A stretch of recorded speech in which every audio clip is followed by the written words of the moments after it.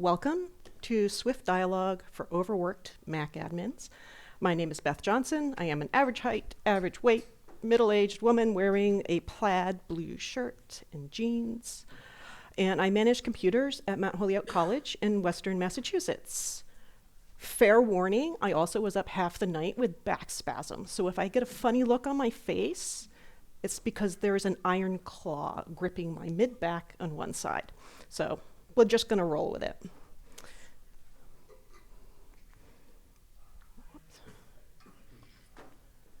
There we go. So a little bit about this presentation to set expectations. My bumper images are the works of artists who are women that you may not have seen before. I use them because they are beautiful, and more people should know these wonderful artists. I am going to cover some very simple use cases, with the idea of getting you started if you don't know where to start. And also helping you to avoid some of the rabbit holes that I fell down. I'm sure there are mistakes here. It's the nature of being a busy Mac admin that you will be interrupted when you are trying to learn something new or get important work done. I'm here to say we're not perfect and you are not alone.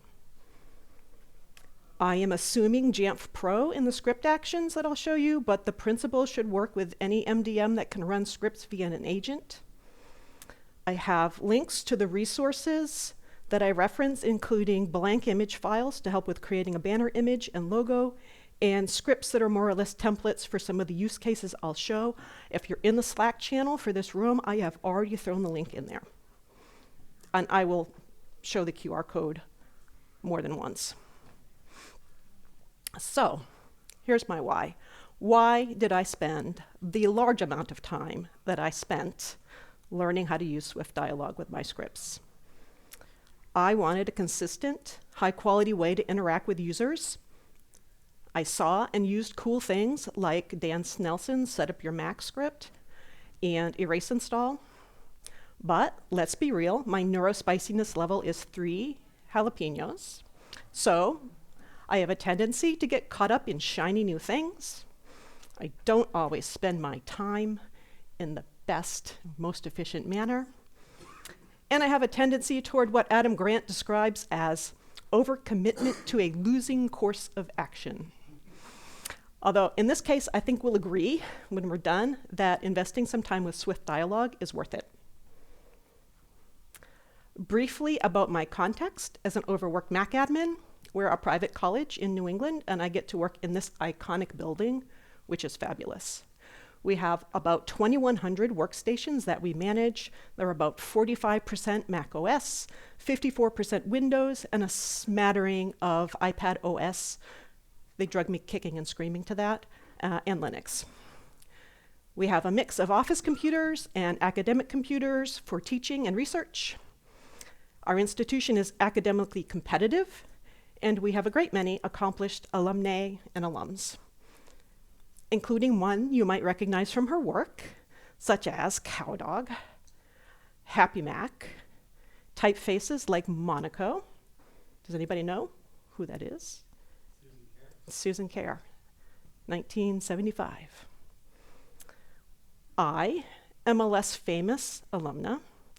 I've been doing endpoint engineering or architecting or whatever you want to call it that will get me more money for 10 years now, having been promoted from the help desk.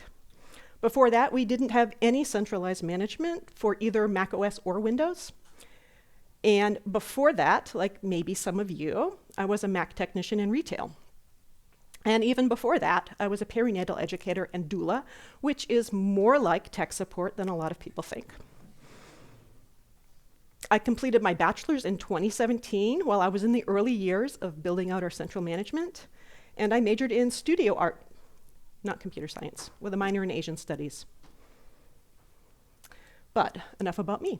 Why are you here? Let me guess. You have too much work, spread out over too many areas of expertise, then someone parachutes in with a project that needs your attention now. And by the way, did you see that critical security vulnerability that's being actively exploited? And please make sure you take all your vacation time so you don't lose any. You've been meaning to look at swiftDialog, but somehow you can't find the time. The good news is, the time is now. So, what exactly is swiftDialog? swiftDialog is a helper application that's written by Bart Reardon that displays an interactive window to computer users. It's written in Swift UI, so it looks native to macOS because it is native to macOS. It's a no-code or lower code way of interacting with your users. It's flexible and it can be used in a really basic way, like throw a static window of information in front of your users, or in scripts with multiple windows, user input, etc. So how do you get it? It sounds great. You can simply download it from Bart's project page. The link is in the resources. A lot of scripts that use it will actually have a function that will check for the presence of swiftDialog and simply curl it down if it's needed. The latest version supports macOS Monterey and above. 2.2.1 is the last version that supports Big Sur. If you need to support something before Big Sur, you may have bigger worries than user dialogues, and you'll also need a different tool. So how do you use it? You can trigger it directly from the command line with all of your options, trailing it like ducklings, like in a Jamf policy with a files and processes payload for very simple jobs. It would look like dialog, option, message. This is a dialog message. Option, button 1 text, got it. It's functional, but it's limited by practicality. It simply gets really complex to pass a fully configured dialog on the command line. Or you can invoke it via script with options. This is the usual way that you'll see it, since usually folks have a script with management actions and they want to extend it with a user experience. In a script, this might look something like building a function that includes dialog with all the options for the UX window. And as for those options, Bart's wiki is a great place to start. At this point, you may have noticed something. Is it dialog or is it swiftDialog? The project is swiftDialog. The binary is simply dialog. So for this presentation, where the context is actually using it in scripts, calling it on the command line, whatever, I'll use dialog. For a general discussion about the project or the binary's capabilities, I'll generally use swiftDialog.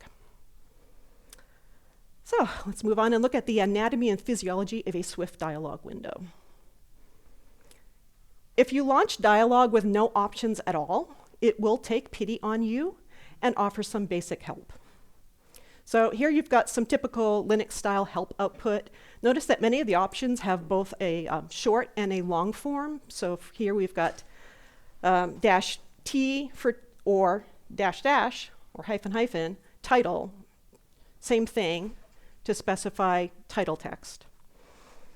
If you launch it with the help option followed by the name of the option that you're curious about, you'll get more detailed information about just that option. So again, it's pretty standard for a Linux type system. Much of the information is in the wiki on GitHub, but not all of it. If you launch it with -o, or the longer version, movable, you get the plainest of all possible dialog windows, except instead of being fixed in the center, like dialog is by default, you can drag it out of the way if you need to. That makes it a really great option for testing, because invariably the window will draw over something that you need to check, and then if you don't have a movable window, then you can't find the thing. So with this default window, you get a generic title in larger bold font with this simple wording, an important message. You get the horizontal line for free. You get a generic system icon. You get a generic message that is not super helpful, as is, this contains important message content, please read. And you get an OK button, and that's the only button and the only obvious way that the user can interact with the window.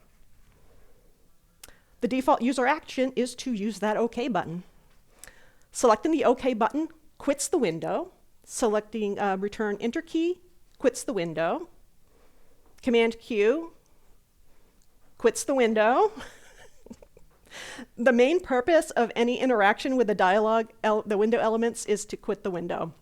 And the only other action that can be taken is to go to a URL in the default browser and also quit the window. So you might be noticing a pattern here.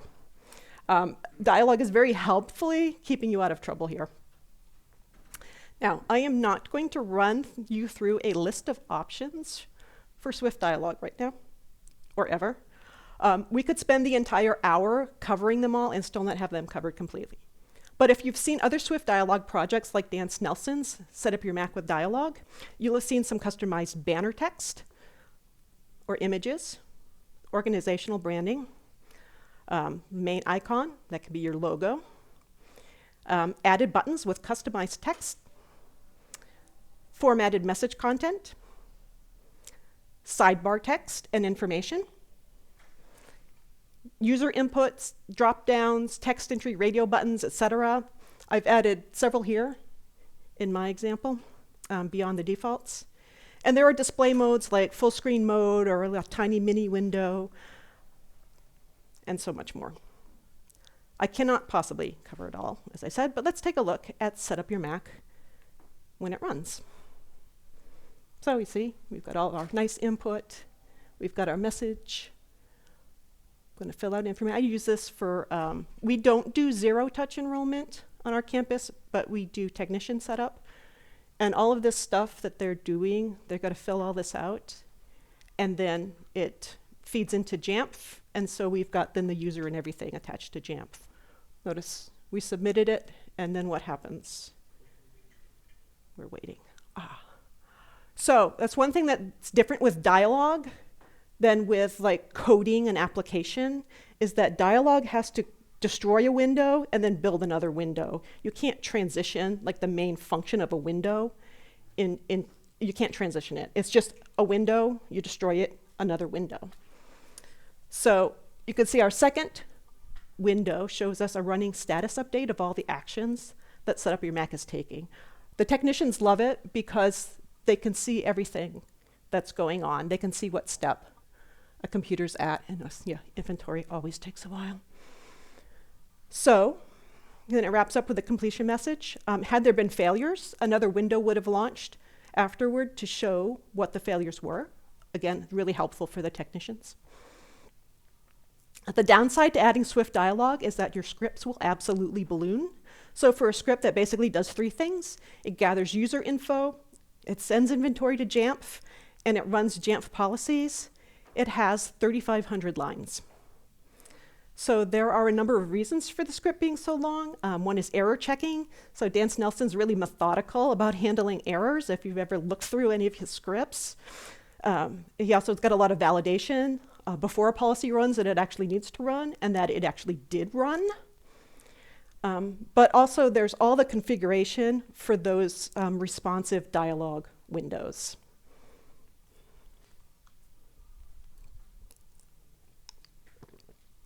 So now's a good time to emphasize some limitations with swiftDialog. Those of you who are not scripting experts, and I expect this is most of you since I advertised this as a non-scripting expert session, will likely be frustrated at several points in your swiftDialog adventures. And you may find yourself like Paula Modison Becker's portrait subject here, resting your head heavily on your hand. This is completely normal. It is not the fault of swiftDialog. It's just the nature of shell scripting and device management. So keep in mind as we go, Dialog doesn't run anything on its own. You can only expect it to show information to users and gather input from them, even if the input determines what actions are running in the background. So think of it as a script enhancement or a user layer on top of actions you're already doing. Where you have complex workflows, you need to consider moving through a series of dialog windows.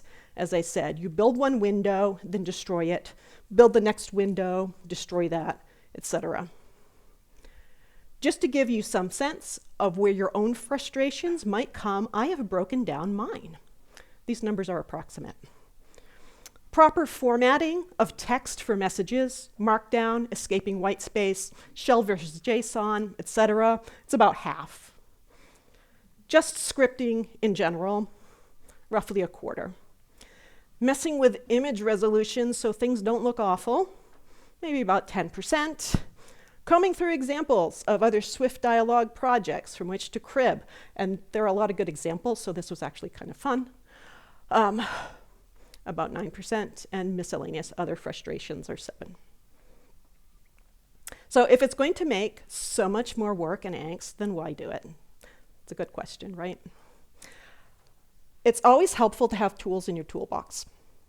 So I choose to use a user-facing window when I need to put information in front of users, or I need to elicit a user action, or provide them with choice, and always with the end goal of enhancing trust between admin and users.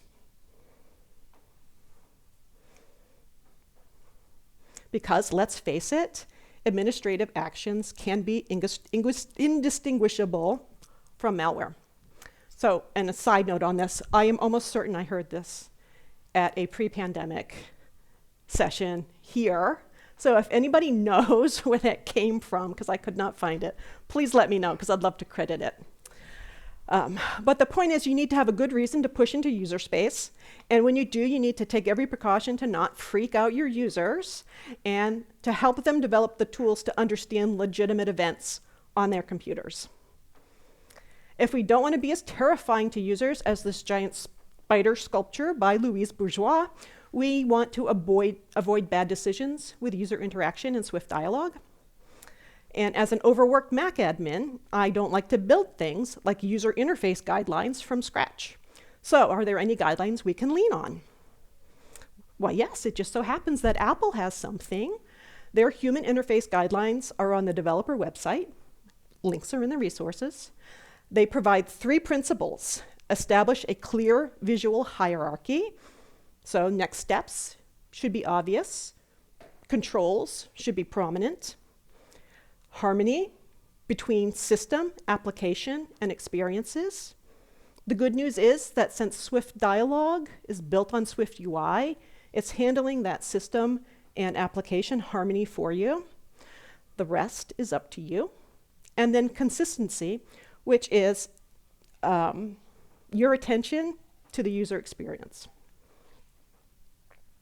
If we want to dig a little bit deeper into another source, we have Nielsen and Mollock's 10 UI design guidelines. They're from the 1990s, but they're still relevant. They've got 10, but maybe 7 are applicable to us. One is visibility of system status. Show what's happening. Hey, that's the reason we're looking at swiftDialog anyway. Real-world connection. Use everyday words and terminology, not your tech, in-house jargon, please. User control and freedom. Let users opt out where possible. Defer. Make choices. Consistency and standards. The look and feel should be familiar. Your production standards should be high. It should not look like your 5-year-old did it. Recognition rather than recall. You shouldn't need to provide instructions on how to interact with your swiftDialog script. Right? It should be obvious what the next step should be. Flexibility and efficiency of use. Because we can reuse elements of our configuration for swiftDialog in other scripts, that should mean that your scripts will look consistent from one action to another. And aesthetic and minimalist design. Use of decorative elements should be minimal.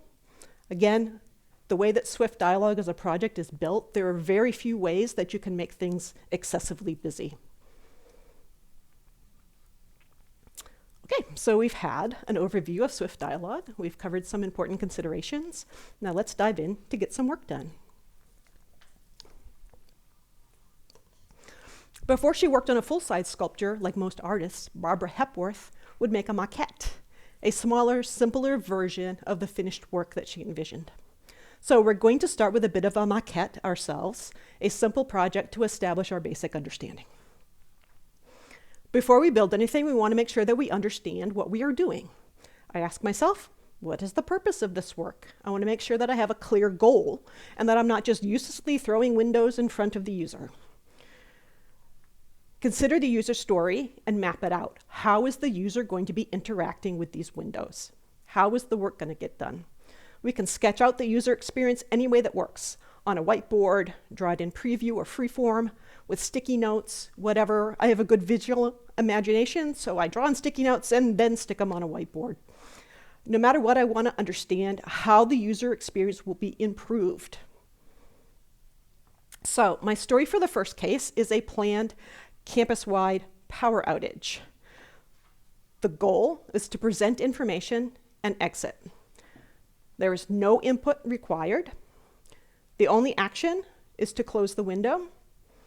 The main content is a formatted message that uses markdown headers, bulleted lists, embedded URLs. These are all solid visual elements to use for readability. So let's see how to make it happen. Remember our UX design guidelines as we talk about branding our windows. You want a pleasing professional appearance. You want to choose graphics and configure them carefully for size, including image density, format. swiftDialog will take JPEG and PNG. Always choose PNG where possible. I like to say PNG is king. Aspect ratio, don't ask Dialog to scale whenever possible, because anytime you get into scaling, just don't do it. And be consistent with other user experiences or better. You don't want to have windows that look like a funhouse mirror. You have options about how you use the banner area at the top. Regardless, by default, the size is 850 by 150 points by default.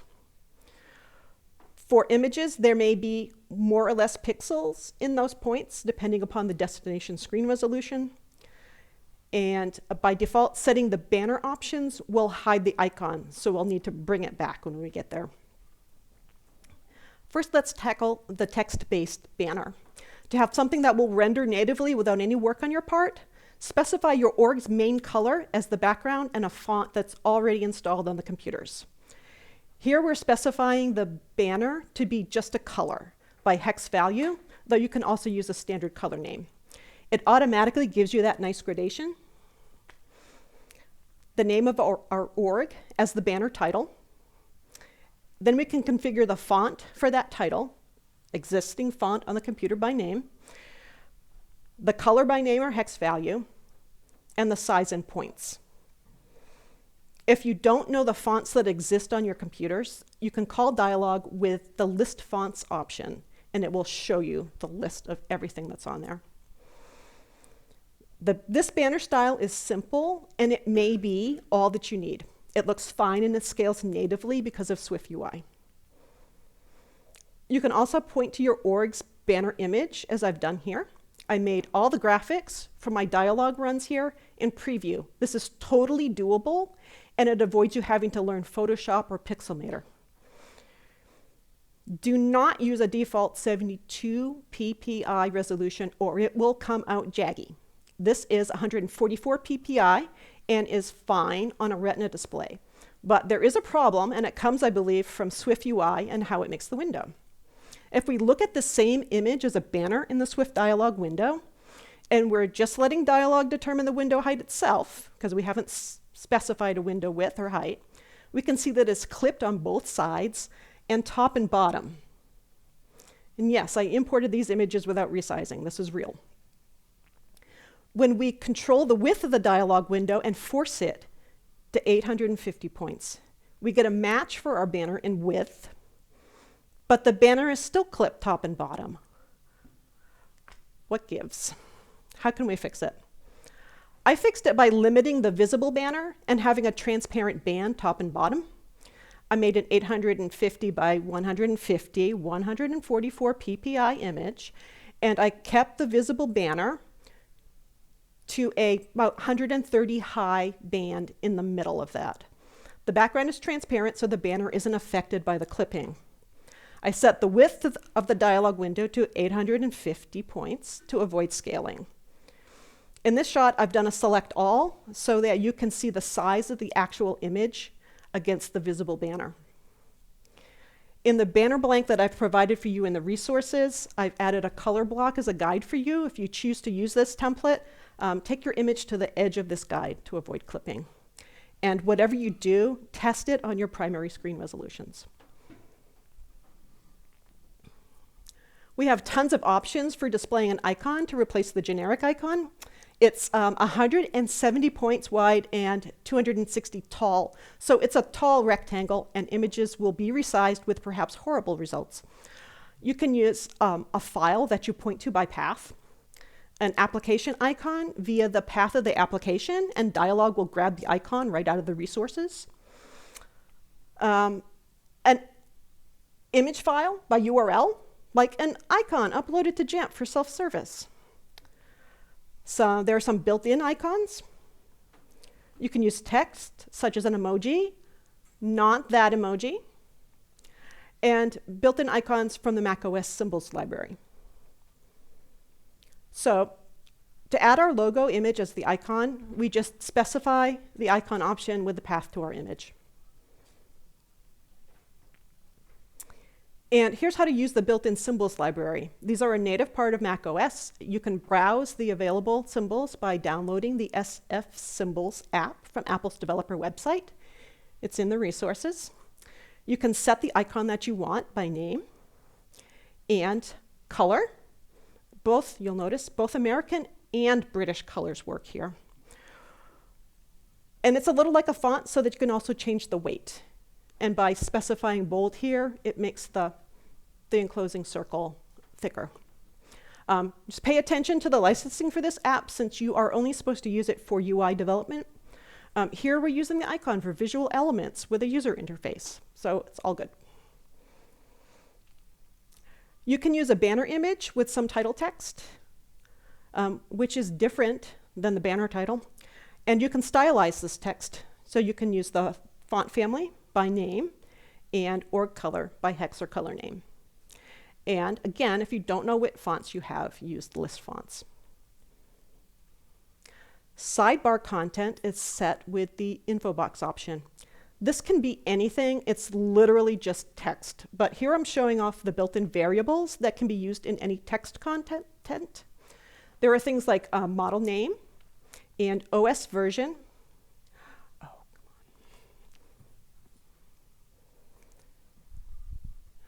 Studio Code wanted to update. Things like the model name and the OS version that you can plug in, and Dialog will gather the values from the computer it's running on. I like this because it puts information about the computer right alongside something we might be telling the user about their computer. But note what happened to my icon here. It shrunk. Using the info box might require adjusting the height option for the entire window, since info box text impinges on the icon's area. The info box will also take some formatting, like new lines for readability, also keeping in mind our principles of user and admin trust and developing good practices around event verification. Here, in addition to the information about the model and OS version, I've got a reminder to users that they can verify the legitimacy of the message via the help desk. Then finally, we can tackle the actual reason for doing this thing with swiftDialog, the message. There is a lot going on behind the scenes to make this formatted nicely. How many folks are familiar with Markdown?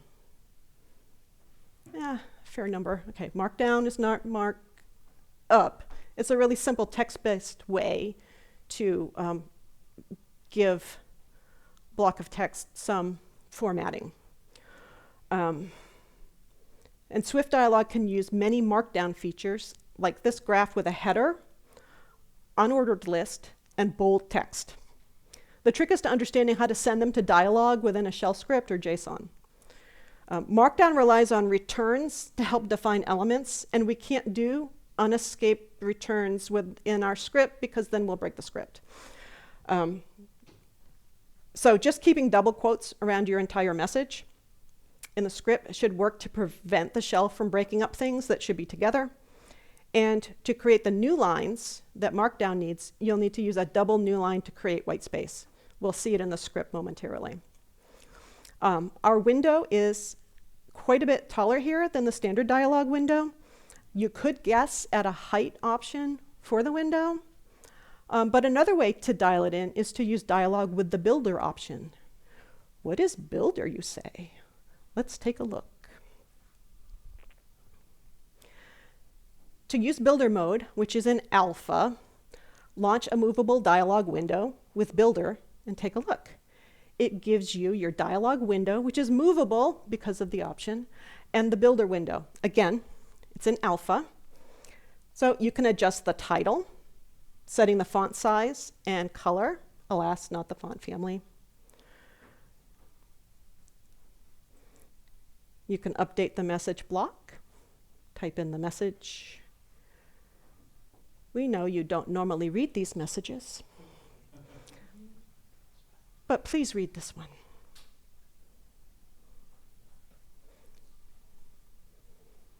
So you can use Markdown. We're going to make a header. And notice you get live updates. It's pretty sweet.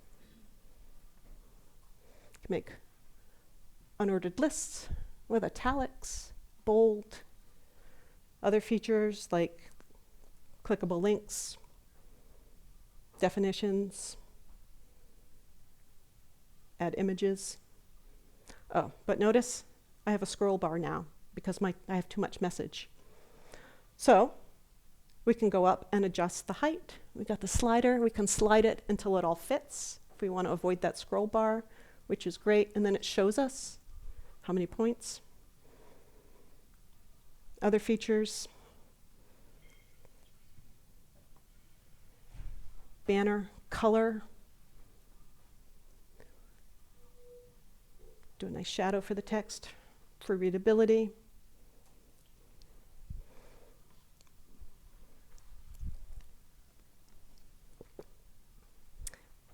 Do the icon, you can put the path in, we can do SF symbols, and then pick, I like bookmark.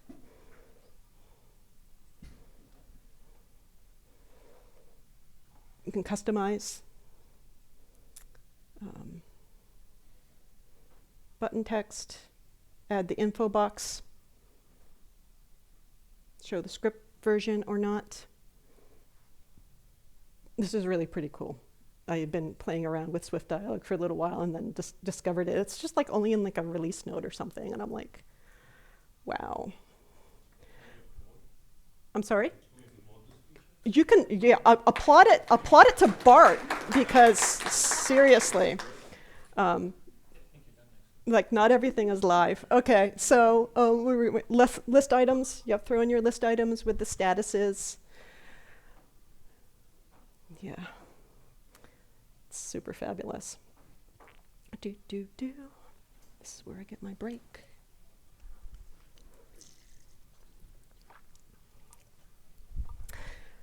All right, so lots of things there. When we're all done configuring the window the way we like, we go into the JSON output and generate it, and lo and behold, you have JSON. The drawback is it's JSON, right? So you can't take this and then plug it just like that into your shell script and expect it to work because it's JSON. There are a number of different ways that swiftDialog can read JSON stuff, and we'll cover some of that, but I'm really just assuming that we're going to be putting options for dialog directly to shell. But so even this is not like cut and pasteable directly into shell. What it does is it shows you all of the names of all the options that you selected and all of the values. And that is helpful because all you need is --, the option name, and then the value. And that's your stuff. Those are not going to change. So that's been a lot of information. Let's put it together in a script. So I start off, and I'm sorry to anybody who's like trying to do a screen reader thing for this. There is just blocks of text. So this is the dialog run notification script for my resources. I use setx a lot while I'm testing, just so I can track what the script is doing versus what's being logged, comment it out for production. I have an informational script blob. I have a path statement to make sure that the path includes USR, local, bin, where dialog lives by default. It should be pretty standard, but I like to suspenders and a belt that. I have these organization value variables because I'm building scripts for this fake org and my real one. You can ignore those and just hard code your org stuff. And script variables to set it and forget it for the script's name, the log file, and the version of the script in case I want to track that. This lets me update the script name and version in one place per script and reuse these elements between scripts of the same type. The next block sets some variables for the dialog default settings. We have some standard stuff that we're not going to use right now, but we will in the next case. The next section has all the variables for my dialog defaults to set up my standardized branding. This is where we establish our consistent look and feel. So we have an icon, we have our banner image, we have window height and width, which matches our banner image, title message and font with options, info box with computer information and a link to the help desk, button text, link, and I hit the button too soon. Yes, for the help button. To keep it tidy-ish, I use functions for discrete actions within the script, especially when I might be doing the same thing but with different targets. So we have script functions that are about running the script. We are writing to the log file via the script log variable. We are updating dialog. We're not using that yet, but we will soon. Then we are exiting the script. We're nesting the log write function. Then we're going to remove a command file so it won't mess up future runs, and then we'll exit the script. There are so many ways to kick off dialog with our configuration. The way this script is organized uses one function per dialog window. So in this case, one dialog function for the entire script. And remember, we only need one dialog window for this case. So I start off the dialog intro function by writing to the log, then call dialog with all of the options added in line where I've called it. To make it readable, I have to escape the returns from my options with a backslash, except within the quoted message. And here's the message for our window. There was some fiddling around with white space here to get it to look like we want in the finished window. Okay, there was a lot of fiddling. So again, we use two new lines, \n, to get our white space. And I also found that I could not use tabs within the variable to make it pretty in the script, because then Markdown thinks it's a code block. Everything else here works though. There are headers and list items for ordered. An ordered list, you just use numbers, bold text, clickable links, and horizontal line. After that, we simply run the dialog intro function, which is kind of like anticlimactic at this point, and then add a comment for the log file as we quit. So what does it look like when we run it? Simple. The window comes up, the message is there, the user can read it and quit. Or, just quit without reading. And if that's all you ever need to do, that's fabulous. This has been time well spent. But you may start to turn your eye toward other actions you might want to spiff up. So I have an opt-in early adopters program for patch management, testing, and feedback. A management policy is available in self-service. You'll notice that self-service also lets me use some Markdown. The policy drops an informational file, which I want to change to a web block, and writes a key to a plist that we use for setting various management flags, inventory updates, and the computer is sorted into a smart group based on that plist. This works okay, but could it be a nicer experience with swiftDialog? Could I offer the choice to cancel the action? Could I provide more information about the actions, especially while recon is running? In the previous script, we counted on nothing else needing to run while the dialog window was open, and all interactions simply closed the window, then closed the script. was very smooth. But if we're going to offer the option to cancel, and dialog is kind of limited with what we can do with it, we'll need multiple windows. The first window will provide information and allow the user to cancel. The second window will appear if the user continues and will exist while actions are running. Multiple windows means that we'll have to handle the user choices, cancel or continue. We'll also need to trigger other script actions while a window remains open, then come back to that window and update it. We'll also need a little error checking for other ways that windows can be closed, and be able to exit both the windows and the entire script cleanly. If you're using a management system like Jamf, you know what happens if you have a script that was run from a policy that does not quit. That means your computer will not check in. That's bad. So we want to make sure that we exit everything cleanly. So we'll start off with some informational content, like in our previous case.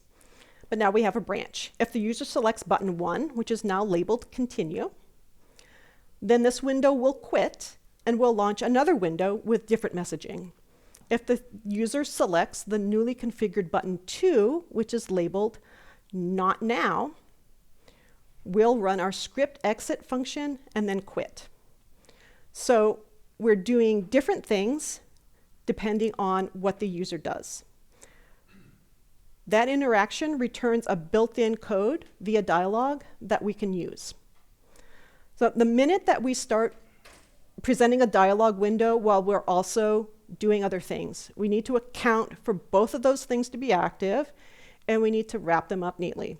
We don't want the window just quitting or the user hitting a button and quitting out of the window while the script is running.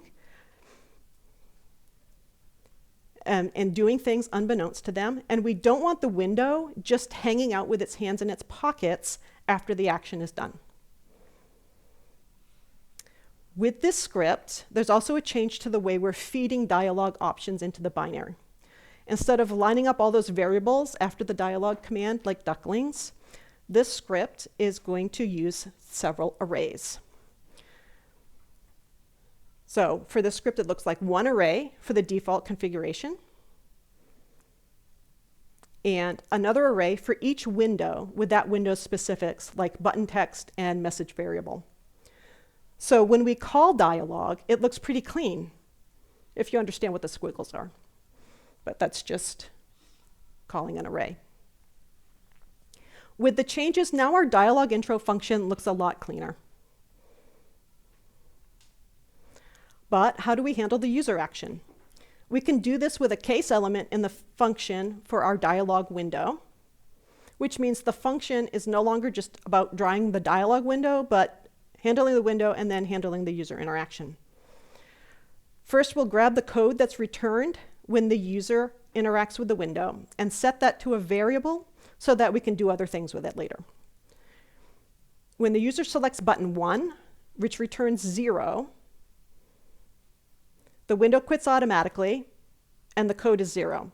So we write that to the log, then we continue on to the window action function.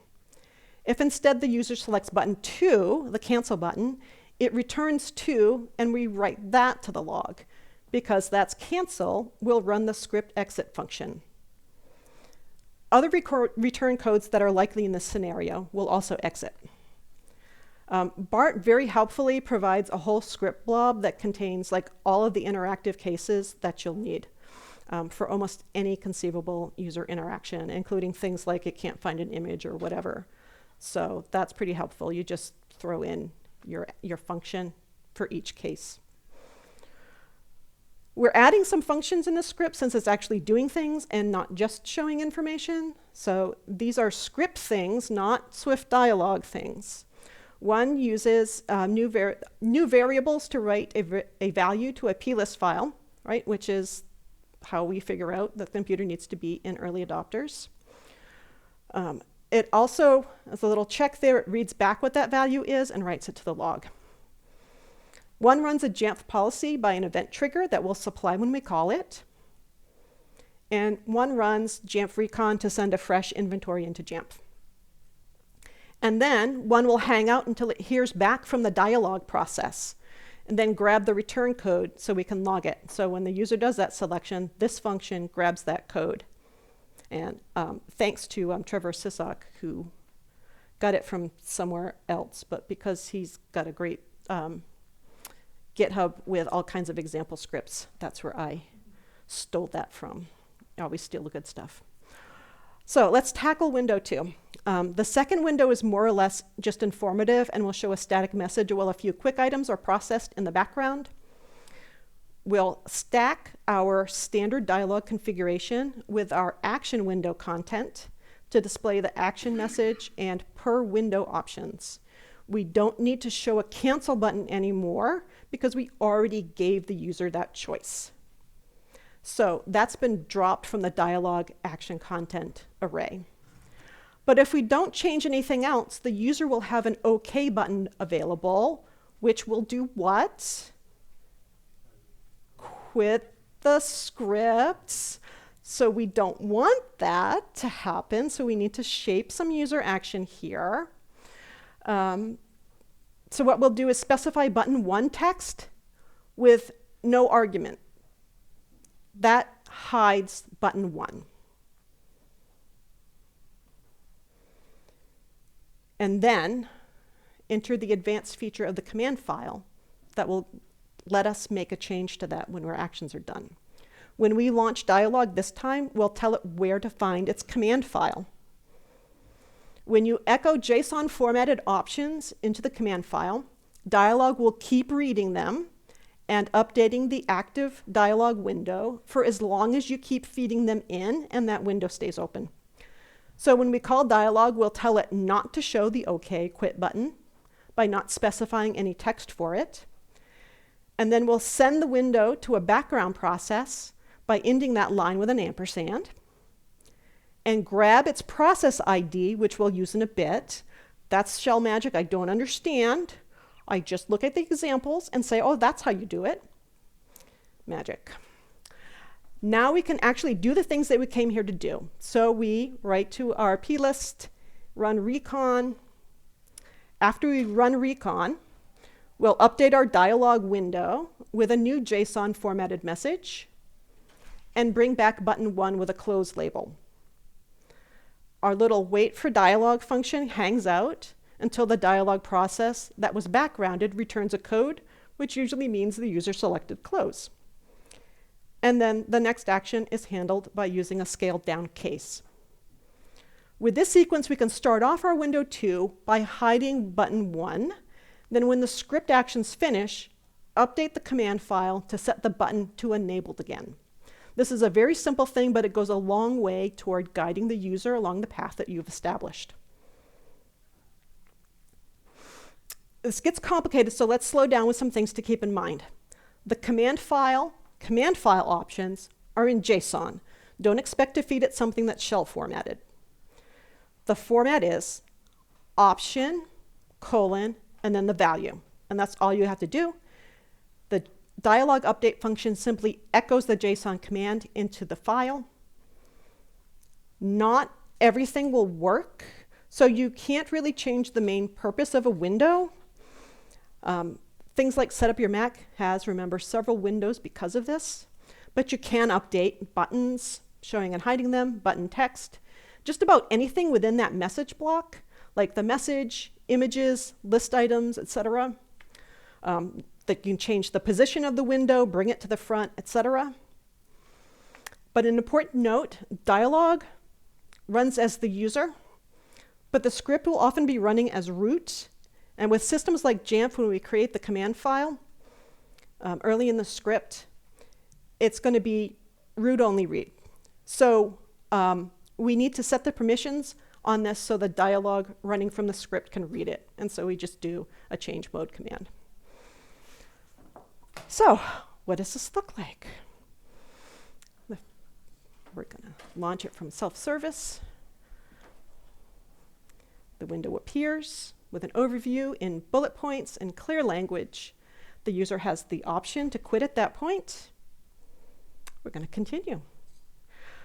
The second window lists the things that we're going to do. It's visually different, so it's not confused with the first window. Notice we've got no OK button there. The actions are running. We've replaced the static PDF that I have with my nice weblog. That's great. Let's take a look. There's that help, that info button with my help desk information. And we're probably waiting for the Jamf recon at this point, which takes a while. Oh, recon. Why are you so long?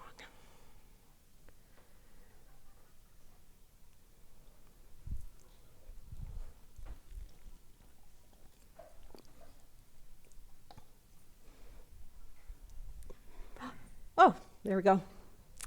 So in the end, we have a summary. We tell them again what we did and connect it to your experience on the computer going forward. But have I really made an improvement over the self-service experience? It's okay to say no. We still had a long zone of not much visibly going on in the middle. So how can we make this really informative for the user? Just as Rosa Bonheur observed the progress of horses at the market, we can make better use of swiftDialog to allow our users to view the progress of computer events. Remember that nice progress screen in Set Up Your Mac? It's the list item option that makes this possible. A simple list can be established using just inline arguments, but the fancy options require JSON. The list itself is straightforward.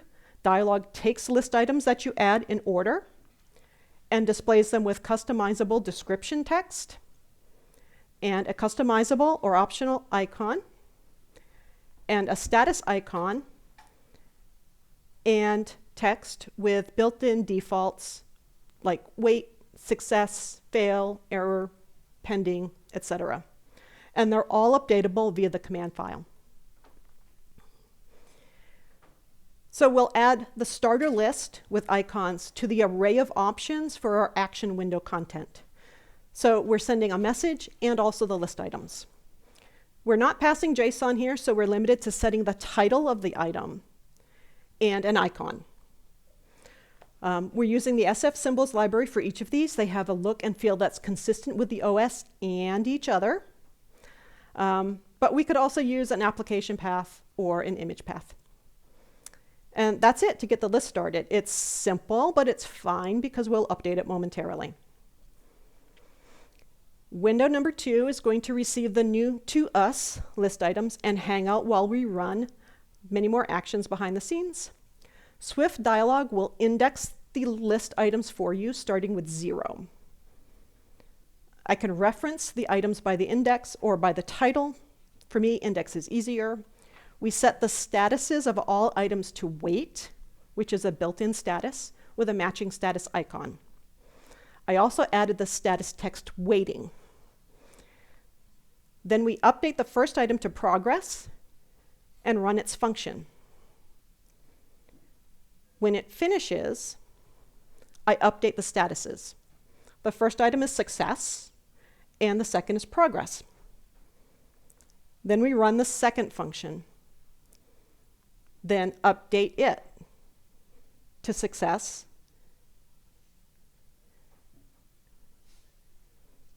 Set the third item to in progress, then run its function. Then we update the last status to success and continue with our old wait for dialog as in the previous version. Are there probably ways to automate these status updates with some shell magic? Yes, probably. At my level of scripting expertise, this is easy for me to understand, and so I just very iteratively just manually do the statuses in the script. It's fine. This is not a scripting style contest. I might be judged, but I'm not graded, so it's cool.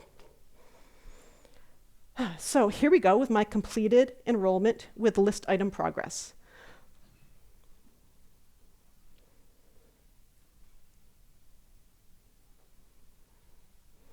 The first window is all the same. I'm going to choose it. Yes, hit the button. All right, but the second window is where the UX magic happens. As each step goes, the user is updated as to the progress of the workflow. It takes the same amount of time, but the user isn't left wondering, or at least wondering as much, like if something is stuck.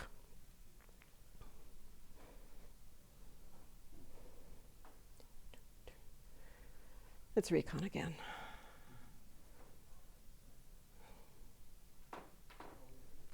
So is this more clicks than the strictly self-service action? Sure. But the user gets to exercise some additional choice about if and when to enroll. And as the actions are happening in the background, they get a running status update. So I think that's a big improvement and worthwhile. Come on, Recon. There we go. Oh my goodness. And it's going to drop my web block.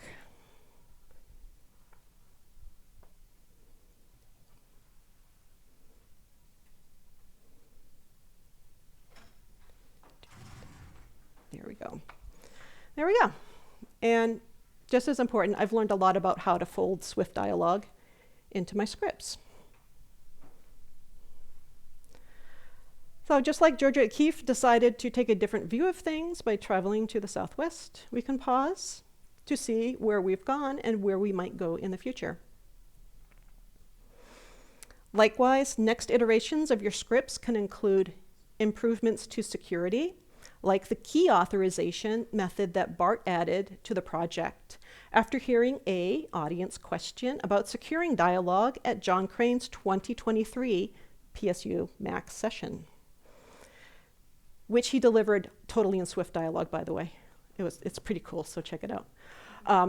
Advanced features, like using dialogue at the login window. I don't, but some people do. Visual tweaks, like icon transparency, that little overlay icon that you see in things like Set Up Your Mac. Movies or image carousel. Light versus dark mode. And of course, user input and dependent actions. So the sky isn't quite the limit, but there's still more possible than I've had the chance to show you here. So I hope this is enough to get you started. Just as this beautiful water jar stores a valuable resource, these next slides contain the resources I have used and gathered for you. No need to scramble for the QR code. I'll keep repeating it. And the resource link is in the session notes. So Bart, with all of his stuff, the one thing to really note here, read the wiki. There's a lot of stuff there. Read the help that's built into the binary. And the one thing I want to point out in the middle is the almost secret advanced usage section. If you're just in the getting started page of the wiki, it's not in the table of contents. You have to scroll down the page a little bit. And then there's additional features. You open that up, and that's where you get all the stuff on the info box and all kinds of stuff there. So if you're looking for stuff on an option and you can't find it, it's the almost secret. So use that link there with the anchor. That's where to go. Remember about using Builder, give that a try. And then Bart is very active in Mac admins, Slack, in the swiftDialog channel, and answers questions all the time. And there are many, many other resources, and Bart compiles everything that he's aware of into the wiki, so I'm not going to list all of those things there. Check out the wiki, but in particular, the GitHub for this presentation, it's the only thing I have on my GitHub, but it's there. If you want to cross your eyes, read through Dan Snelson's Set Up Your Mac, because that is just like the pinnacle of swiftDialog usage. He's doing everything with it. Some cool resources like the SF symbols download. And I haven't checked this out, but Apple Icon Composer, that looks pretty interesting. A Markdown reference if you're not familiar with it. Yeah, cool stuff. And then all of the artists that I'm happy to feature in this presentation. And now we are at the question portion. You're stunned.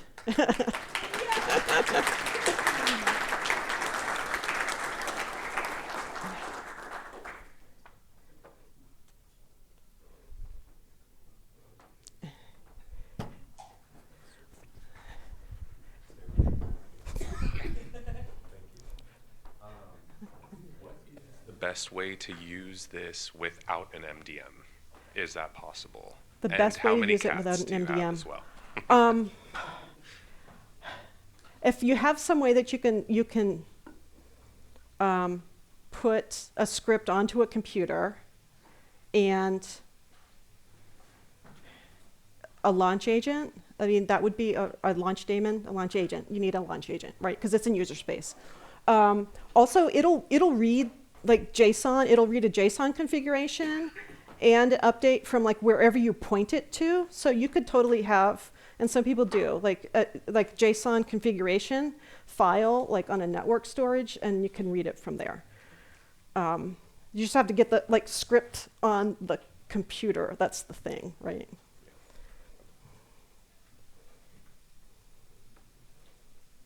Yeah. Huh?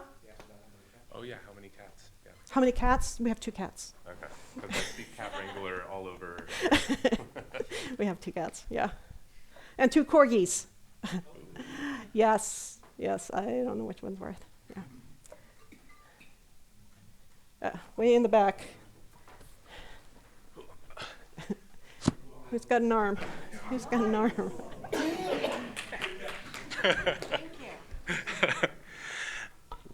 Not directly related to swiftDialog itself, but the way you use it with the displays to the end users. Like the first one you gave with the power outage. I was wondering what kind of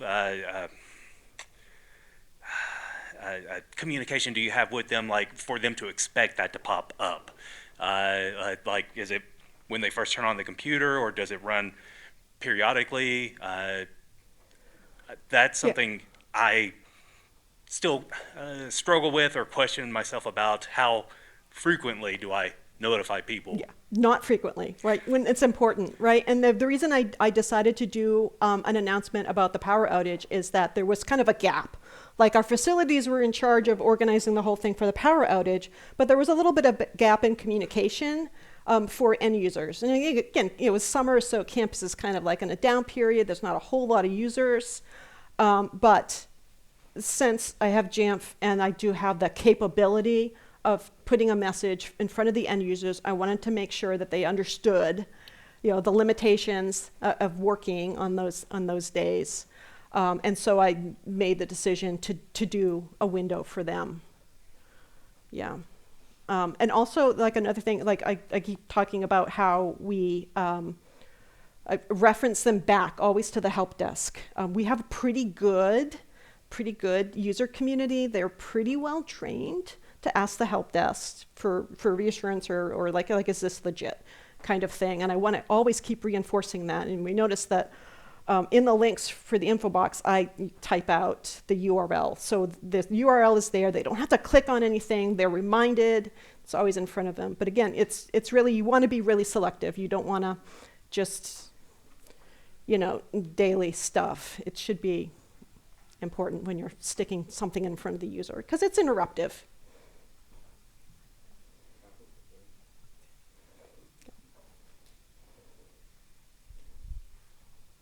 Anything else?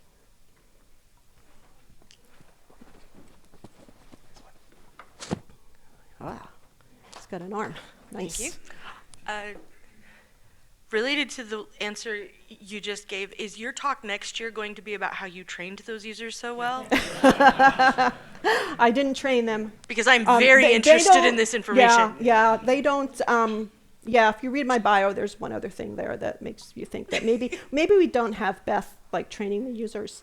No, it's just always, I think part of it is, I don't want to go down the like promoting my institution thing too much, but there's a really, we've got a collaborative kind of idea, and I think that comes from the roots of the college as a women's seminary. And there's always this feeling like we're all in it together, I think. Okay. And that's where that comes from. And I also wanted to point out for people who are very new to swiftDialog, last year at Mac DevOps, Bart was there and did a presentation that was hands-on, walk through beginning to end. Go put it on your computer, type this, and he's standing at a podium with it on the screen, and you can walk through it with him. Mm-hmm. And it was a really great introduction if you are a learn by doing type of person. I was at it last year and was like, this sounds really cool and like a thing I've always wanted to get around to doing, and getting to spend that time walking through it with literally the person who built it makes that super useful. Yep. So Yep. yeah, so go back and you can follow along with that and watch as it builds across the time. We're gonna add this, and now we're gonna give it another button, and now it's got an icon, and you can watch how to step through the whole thing, and it's super, super useful to get to follow along and type along with them. Yep. Yeah. Yep. 100%. Yep. Do you want to stand up? You're at least close to the computer? Okay, what are the other? Yeah. The cup's empty. Right, yeah.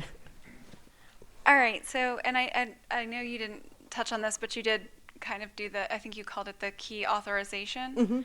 So do you have any insight on how that works as securing so that no one else can? I've only briefly looked at it, but what it does basically is you set a key and you send it along with your dialog command, so that it, before a dialog asks to run, it verifies that what's asking it to run is already been pre-authorized. Okay. So yeah, that's check it out. It's on the wiki. Yeah. Okay. Yep. Good instructions on how to do that. I just slammed my drink.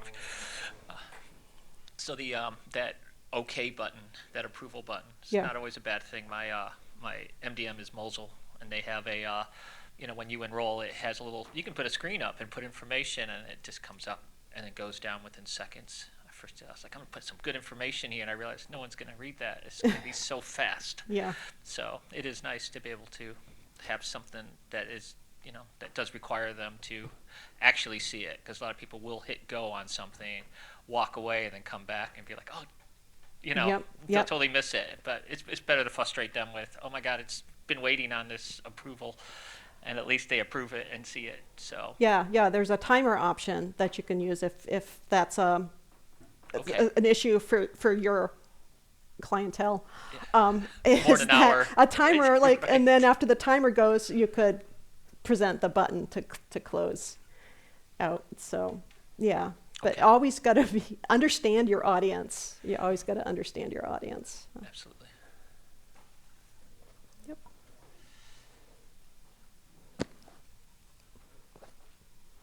All right. Here's the feedback link, please. Feedback is helpful. I did make some changes based on some feedback from last year, so definitely. It's like, I don't know, Tom Bridge says it's always a gift, so yep. And thank you.